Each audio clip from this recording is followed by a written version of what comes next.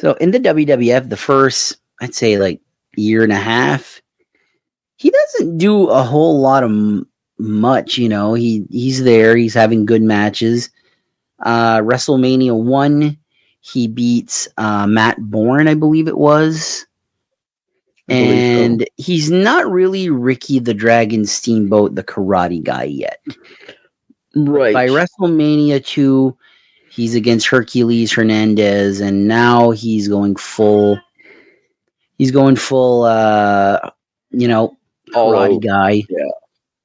And WrestleMania 3 turns around. And this is one of the two things that I believe Ricky the Dragon Steamboat is remembered for. It's the feud with Macho Man Randy Savage. As a kid, seeing the throat injury angle, what can you tell me about that?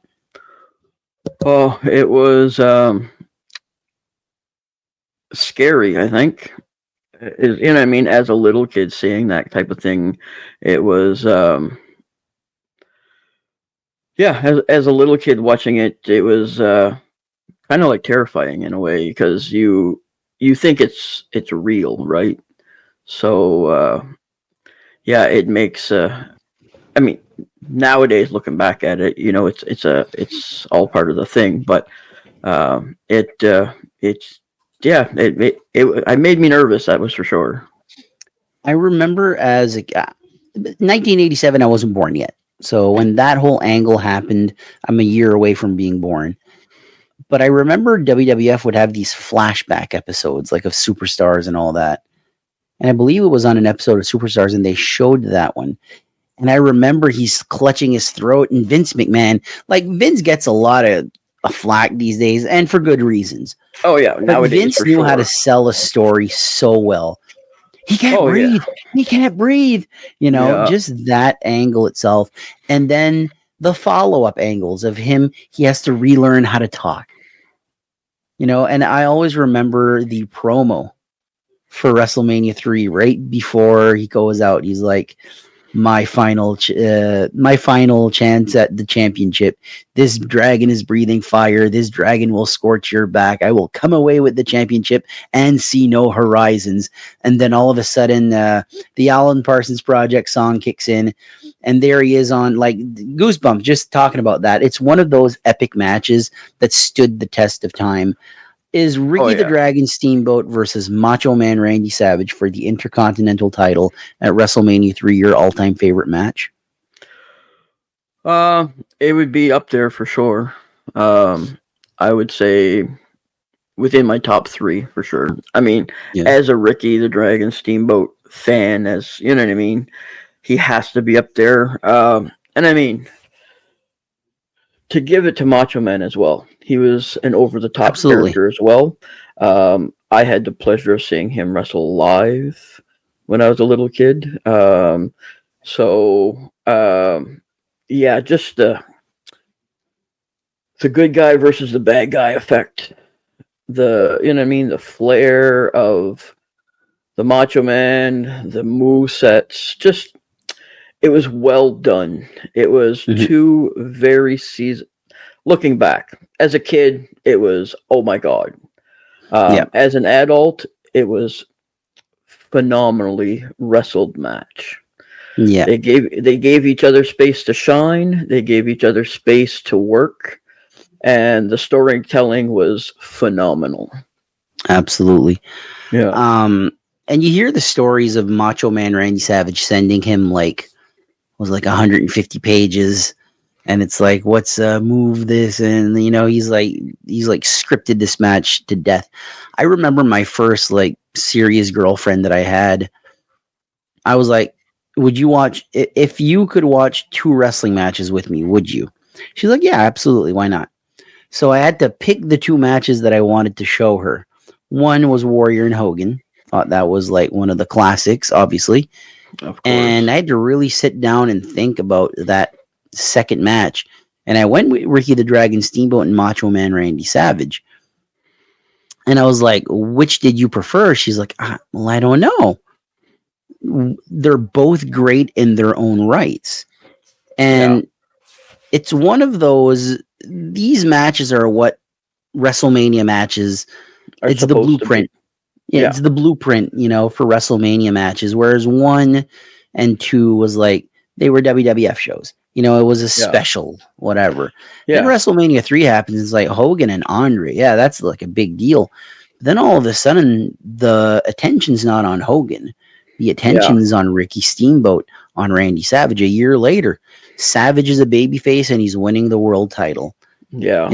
Yeah, if I'm not mistaken, I believe that match between Steamboat and Savage had over 20 pinfall attempts. Yep. Yeah, so it's unbelievable what they accomplished on that night. Ricky the Dragon Steamboat rolls up Macho Man Randy Savage, gets the win, wins the Intercontinental title, and people thought this is going to be this great long Intercontinental title reign, and that really didn't happen. 65 days later, he drops the title to the Honky Tonk Man. The story has always been that he was going to be a father. Richie Steamboat was about to be born, which was his first and his only son. And he wanted to be there for the birth of his son. Vince said, "We need you on the road." He said, "I want to be there for the birth of my son." "Well, we got to take the belt off." You said, "Fine." So Honky Tonk Man gets the title. And Steamboat sticks around for a little bit, not too long. 88, he's in the tournament. He loses, I believe, to Greg Valentine. So the writing's on the wall right there. Takes his leave from the WWF and goes over back to the NWA, WCW, and has a trilogy with Ric Flair that a lot of people would say is the greatest trilogy in wrestling history. Were you watching NWA at this point in time? No, I wasn't. I kind of became a WWF brat. So for me, wrestling for me was a lot of weekends spent at my grandparents' place, so that's where I would watch it. And they were all into WWF, even to this day. My aunt is a WWF fanatic, or WWE fanatic, I should say. But WCW for us was either pay-per-view or you had to rent it. Yeah. So they didn't. So after the fact, as I got older and stuff, and then you could find it online, or you know what I mean, then I'd watch it. Man, it was fantastic because it was Ricky the Steamboat. I wanted to watch everything he did. But unfortunately, in the time frame, I wasn't available, it wasn't available for me to watch. Yeah. You've went back and watched, though, the trilogy with Ric Flair. Oh, for sure. The Chi-Town Rumble. Yeah. To me, Ricky Steamboat winning the title is something of... It's a good thing. Like, one of the guys that probably shouldn't have won the belt. But if Steamboat never wins the world title, like, I think he's still considered one of the all-time greats. Oh, for sure. Because he was a class act, right? Yeah. He was the pure babyface, the ultimate technician. Mm-hmm. From all the stories I've heard, there was never any like bad blood in the locker room. Yeah, he was someone that people really all the guys. Liked. Yeah, everybody liked him. Everybody respected him. Everybody wanted to work with him. So yeah, I mean, regardless of whether he had the titles or not, I think his legacy speaks for itself. Absolutely. He wins the title from Ric Flair, the NWA World Heavyweight title. Something that he has said he never, like, it's cliche to say, but he said he never thought he'd get it because, I've heard stories of guys saying, I don't want to be world champion because you have to travel. But we're at a different time. This is for WCW. For 76 days, he's the champion.